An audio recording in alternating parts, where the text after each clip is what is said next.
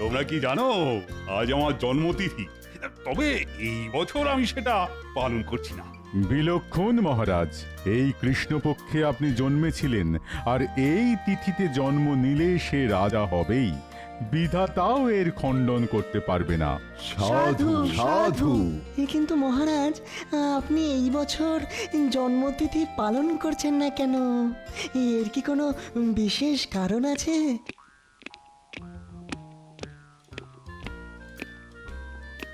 মহারাজ অনুমতি দিলে বসতে পারি, আর দেরি করার জন্য মার্জনা চাইছি। এ মার্জনা তো আমি করেই দিই গোপাল। আসলে রাজসভায় তুমি না থাকলে কিরকম ভালো লাগে না। ঠিক বলেছেন মহারাজ, গোপাল বিনা সভা অতি ধীর। গোপাল থাকলে মহারাজ থাকেন না গম্ভীর। বেশ বলেছ কবি, বেশ বলেছ। তা বিজ্ঞানী, তোমার কথার উত্তরে বলি, রাজকোষের অবস্থা ভালো নয়। তুমি জানো, না মানে যদিও তোমার জানার কথা নয়, আমি শুধু আমার জন্মতিথি উপলক্ষ পালন না করে খরচের কিছু ওই সাশ্রয় করেছি মাত্র, আর সেটাও আমার রাজ্যের প্রজাদের কথাই ভেবে। রাজকোষের কথা আমাদের কারোরই জানার কথা নয় মহারাজ, সেটা তো একমাত্র খাজাঞ্চি বলতে পারেন। কিন্তু খাজাঞ্চি অসুস্থ জানিয়েছে, তাই সে আসতে পারবে না। মহারাজ অনুমতি দিলে একটা কথা বলতে পারি। নিশ্চিন্তে বলো গোপাল। খাজাঞ্চি অসুস্থ, বাড়িতে আছে, বিশ্রাম নিচ্ছে, খুব ভালো কথা। কিন্তু খাজাঞ্চির সাথে যার নীতি ওঠা বসা, যে রাজকোষের সব কথাই জানে, সে কেন গত 4 দিন ধরে রাজসভায় আসছে না, সেটা কি কেউ বলতে পারবে? তুমি মন্ত্রীর কথা বলছো, তাই তো গোপাল? আমার মনে হচ্ছে মন্ত্রী নিশ্চয়ই কোনো ফন্দি আঁটছে, না হলে আগে তো কখনো এরকম হয়নি যে মন্ত্রী 4 দিন ধরে আসছে না। কি বলছো কি গোপাল? না না না, আমার মনে হয় না মন্ত্রী কখনো এরকম করবে। কারো সম্বন্ধে প্রমাণ না থাকলে শুধু শুধু এই ধরনের সন্দেহ তো রাজার শোভা পায় না। আপনি একদম ঠিক কথা বলেছেন মহারাজ, রাজার এটা শোভা পায় না, কিন্তু ভাঁড় যদি ভাবে তাহলে হয়তো শোভা পায়। গোপাল, বলো তো তুমি ঠিক কি বলতে চাইছো? আমি বলতে চাইছি মহারাজ, রক্ষীদের আপনি মন্ত্রীর বাড়ি পাঠান, ওরা দেখে এসে বলুক মন্ত্রী সত্যি অসুস্থ কিনা, না হলে বুঝবো আমি যা ধারণা করেছি তাই। তোমার আর মন্ত্রীর সম্পর্ক কেমন সেটা আমি খুব ভালো করেই জানি। যাই হোক, তুমি যখন বলছো, আমি এক্ষুনি মন্ত্রীর বাড়িতে 2 প্রহরীকে পাঠাচ্ছি। ওরা মন্ত্রীর খবর নিয়ে আসুক। প্রহরীগণ, প্রণাম মহারাজ। এক্ষুনি মন্ত্রী মশাইয়ের বাড়িতে গিয়ে খবর নিয়ে এসো। বলবে মহারাজ বিশেষ চিন্তায় আছেন যে কেন উনি আসছেন না। যথা আজ্ঞা মহারাজ। আমার মন্ত্রীকে বিশ্বাস হয় না, ওই পাজি মন্ত্রী যে কোনো সময় যে কোনো কিছু করে ফেলতে পারে।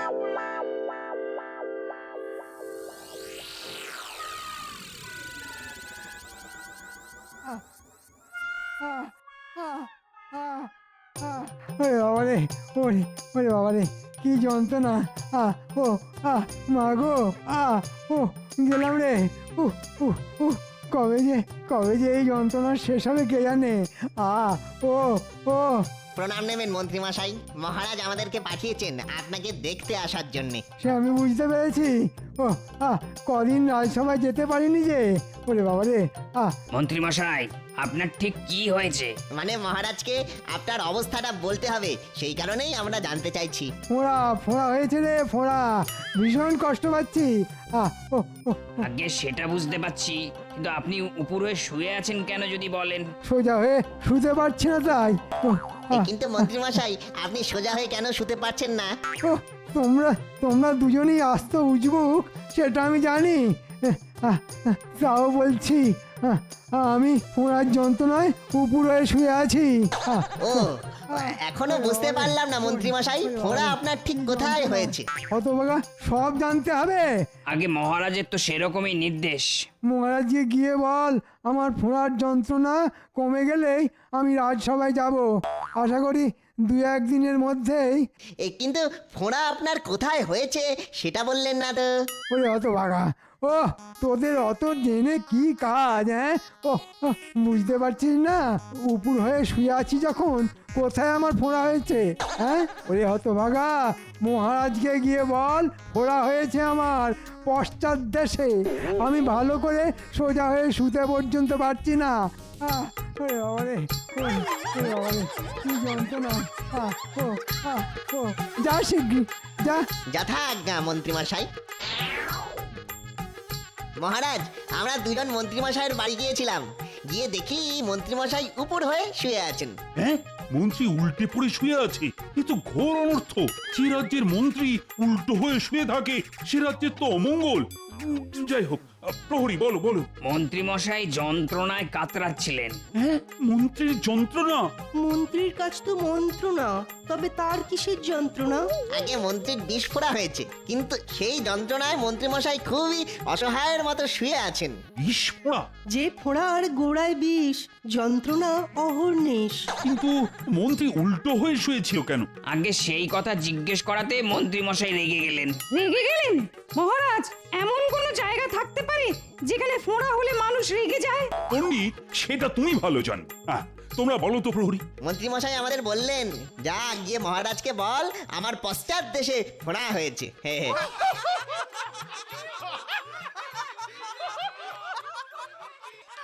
ঠিক আছে প্রহরী, ঠিক আছে, তোমরা এখন আসতে পারো। যথা আজ্ঞা মহারাজ।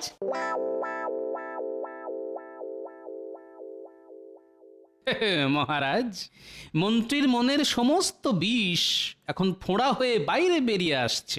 কোপা, এখন এসব কথা বলার সময় নয়। আমাদের এক্ষুনি সবার মন্ত্রীকে দেখতে যাওয়া দরকার। রাজবৈদ্য এখন বিদেশে, তাহলে মন্ত্রীর চিকিৎসা কে করবে? আগে দেখি মন্ত্রীর কি অবস্থা, তারপর বৈদ্যর ব্যাপারে ভাবা যাবে। এখন চলো চলো তো সবাই।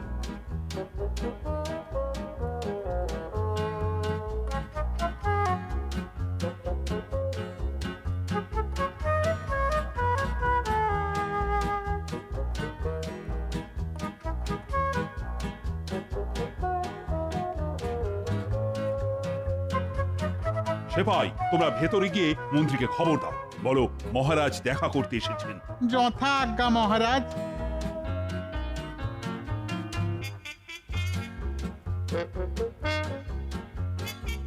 আপনারা? মার্জনা করবেন, কিন্তু মহারাজের নির্দেশে আমরা এসেছি। বাইরে মহারাজ অপেক্ষা করছেন, তিনি মন্ত্রী মশাইকে তো দেখতে এসেছেন। তাই আমি এক্ষুনি মহারাজকে অভ্যর্থনা করে ভেতরে নিয়ে আসছি।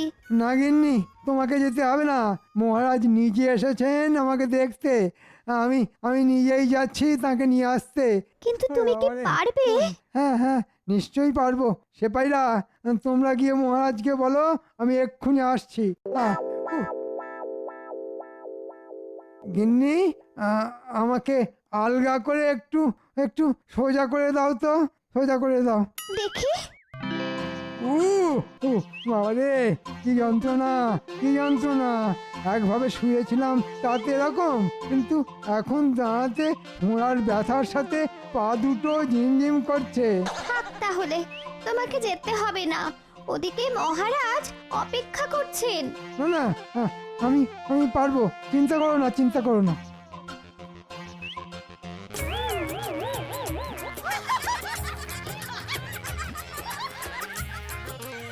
আমার কি সৌভাগ্য, ওরে বাবা।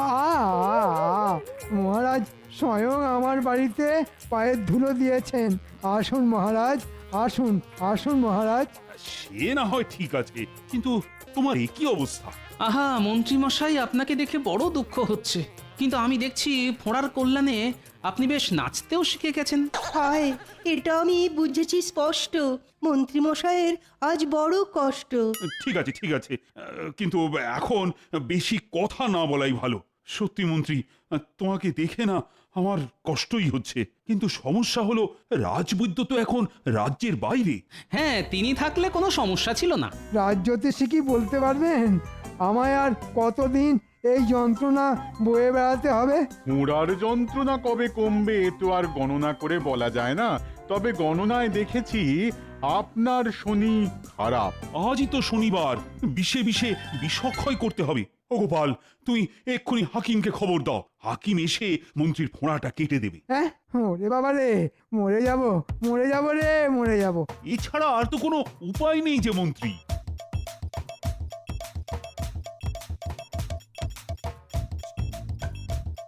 মন্ত্রীর হলো ফোঁড়া, আর এখন আমাকে ছুটে যেতে হচ্ছে হাকিমের বাড়ি।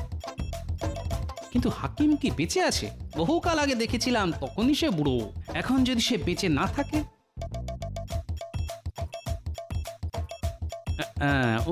ওটাই মনে হচ্ছে হাকিমের বাড়ি।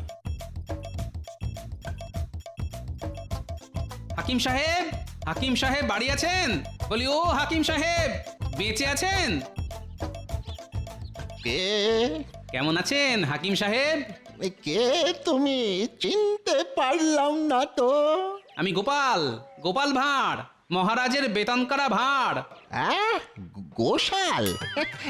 গোশালা যেতে চাও, এখানে এসেছো কেন বাপু? সর্বনাশ, এই যে দেখছি কানে কিছুই শোনে না। ফোঁড়া কাটতে হবে। কি কি গোড়াতে, কি গোড়াতে কি হবে? ফোঁড়া, ফোঁড়া কাটতে হবে। ও, গোশালায় ফোঁড়া কাটতে হবে? কোন গরুর কি হলো বাবা? আপনি এখন চলুন, পারবেন তো? না না, মারবো না। ফোঁড়া আমি কত কেটেছি এককালে, ঘ্যাচ ঘ্যাচ করে কেটেছি। তুমি দাঁড়াও, আমি কাঁচি নিয়েই আসছি। বাবা, কতদিন পরে ফোঁড়া কাটবো, গরুর ব্যাপার।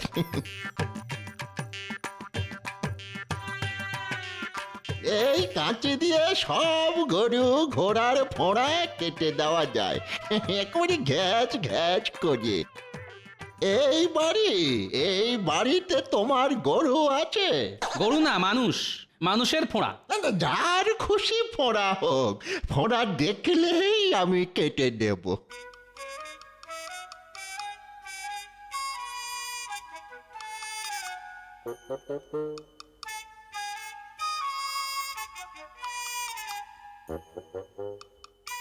ওরে বাবা, এ যে দুটো বিষ ফোঁড়া। আমি একটা আগে কাটি, চিন্তা নেই, কাঁচি দিয়ে কচ কচ করে কেটে দেব। ওরে বাবা রে, ও হাকিম সাহেব, একটু আস্তে করে কাটবেন। হ্যাঁ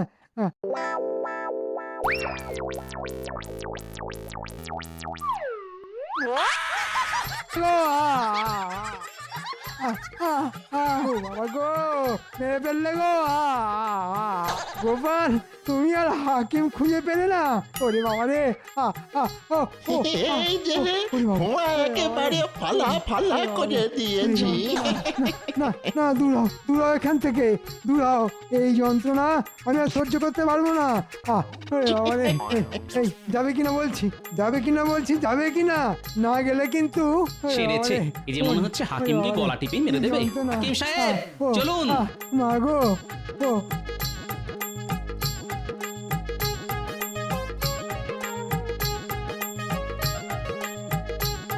কচ কচ ঘচ ঘচ, কত ফোঁড়া আছে বলো? সব কেটে দেব, আমি ফোঁড়া কাটার ওস্তাদ।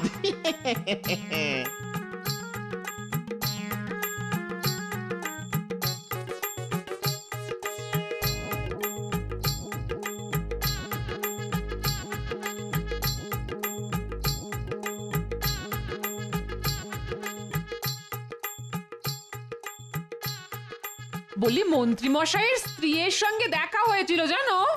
তাই নাকি? আমাকে বললো মন্ত্রী মশাই নাকি খুব ভয় পাচ্ছে জানো। ওই তুমি হাকিমকে নিয়ে আবার ওনার আরেকটা ফোঁড়া কাটাতে যাবে। কাটাতে দিলে তো বাবা, একটা কাটতেই ওনার যা চোট।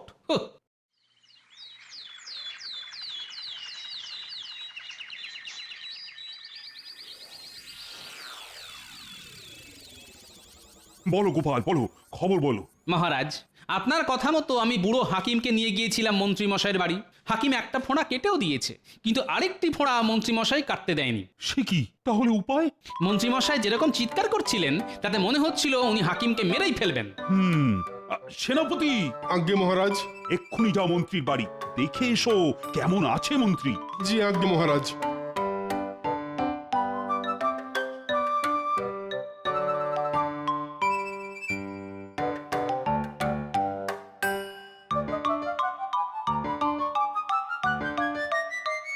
দেখেছো গিন্নি কটা দিন রাজসভায় না গেলে সবাই কিরকম চোখে অন্ধকার দেখে। আমাকে ছাড়া যে মহারাজের কোনো গতি নেই সেটা আমি জানি। কিন্তু মন্ত্রী মশাই, মহারাজকে আমি কি বলবো?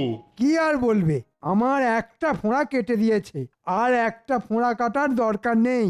আমি কাল রাজসভায় যাব, একটা ফোঁড়া নিয়েই যেতে পারবো। যথা আজ্ঞা মন্ত্রী মশাই, আমি মহারাজকে এক্ষুনি সেই সংবাদই জানাচ্ছি। সব ওই শয়তান গোপালের জন্যে। ওই ইচ্ছে করে একটা বুড়ো হাকিমকে এনেছে, বেটা কানে শোনে না। আমি যন্ত্রণায় চিৎকার করলেও খালি বলে চলেছে কচকচ ঘচ ঘচ। আমি ওই গোপালকে ছাড়বো না। তুমি যাও গিন্নি, বটতলার পাশে দেখবে বটা আর ঘটাকে, ওদের আমার চাই চাই। মন্ত্রী তোমাকে এই কথা বললো সেনাপতি? হ্যাঁ মহারাজ, মন্ত্রী মশাই কষ্ট করে হলেও কাল রাজসভায় আসবেন বলেছেন। বাহ বাহ বাহ, এ তো খুব ভালো খবর। বাহ বাহ বাহ, একটা ফোঁড়া কাটতেই মন্ত্রী অনেক সুস্থ হয়ে গেছে। বাহ বাহ। কিন্তু মহারাজ, আমাদের মন্ত্রীমশাইয়ের জন্য ভালো বসার ব্যবস্থা করতে হবে। রাজসভা চলাকালীন মন্ত্রীমশাই অতক্ষণ দাঁড়িয়ে থাকতে পারবেন না। ঠিক বলেছো গোপাল, ঠিক। এক্ষুনি একটা ভালো বসার জায়গা করতে হবে মন্ত্রীর জন্য। জঙ্গলে যা, বাবলা গাছের কাঁটা তোল আর গোপালের সিংহাসনের গদিতে রেখে দে। গোপালের কথা ভেবেই হাসি পাচ্ছে। না হেসে কাজটা মন দিয়ে কর। কিন্তু মন্ত্রী মশাই, আমরা রাজসভায় ঢুকবো কি করে? দুজনের দুটো কান আমার মুখের সামনে নিয়ে আয়, সব বলবো ফিস ফিস করে। দেওয়ালেরও কান আছে, হ্যাঁ।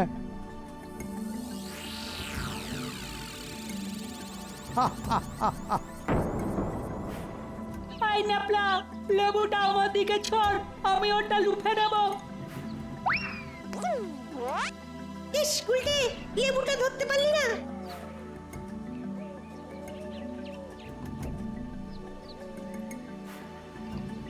তুই এমন জোরে ছুড়লি, আমি ভালো করে তো দেখতেই পেলাম না।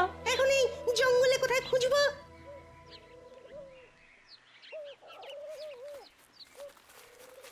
এই লাফলা, একটা খচখচ শব্দ শুনতে পাচ্ছিস?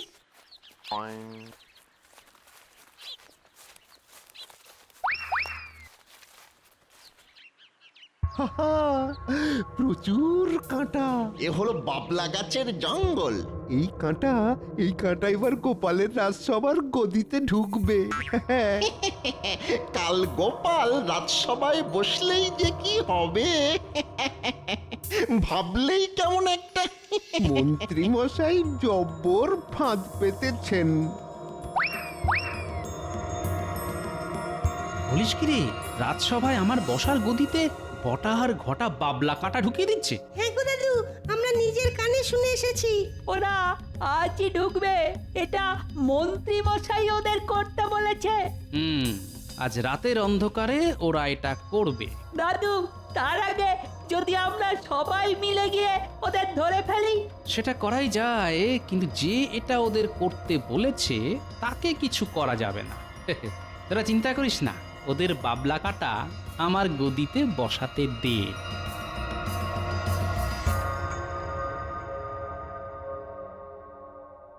কি প্রহরী, তোমার ছুটি নেই?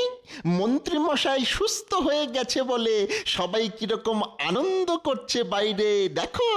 ভালো খাবারের ব্যবস্থা আছে। হ্যাঁ। আহা, যেতে তো বড় ইচ্ছে করছে, কিন্তু আমাদের তো পাহারা দেওয়ার কাজ। আরে চিন্তা করছো কেন? এই রাতের বেলা কে আসবে? হ্যাঁ, তার চেয়ে এক কাজ করো, তুমি ওর সাথে যাও আর কিছু খেয়ে নাও। আরে কোনো চিন্তা নেই, কোনো চিন্তা নেই, আমি তো আছি। হ্যাঁ, তোমার জন্য এইটুকু করব না? চলো চলো আমার সাথে।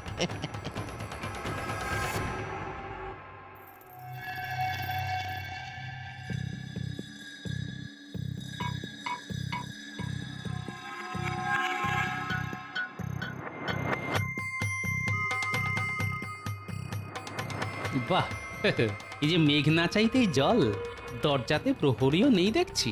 যাক, কাজ সেরে ফেলেছি। হ্যাঁ, এবারে পালাই।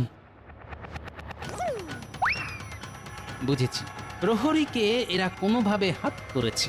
যাক, আমার সুবিধেই হলো। ঘুঘু দেখেছে, এবার আমি ফাঁদ দেখাবো।